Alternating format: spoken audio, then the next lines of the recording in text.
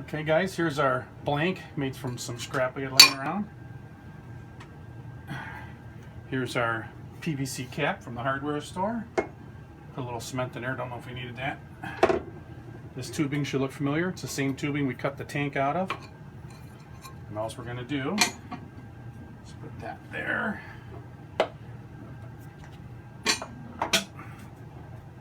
Oh yeah. Trust me, it'll fit. There we go.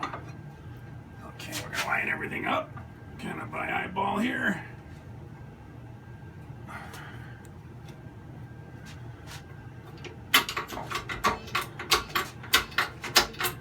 Hillbilly press in operation.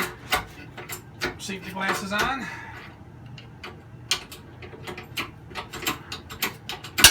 Oh boy, fun sounds.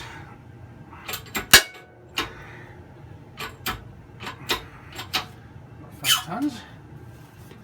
Not sure what those sounds were. Oh, I didn't have it lined up very good.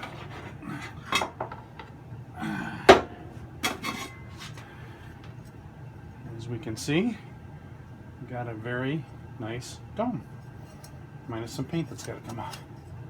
And there you have it. One end cap for the Dragster Puke Tank.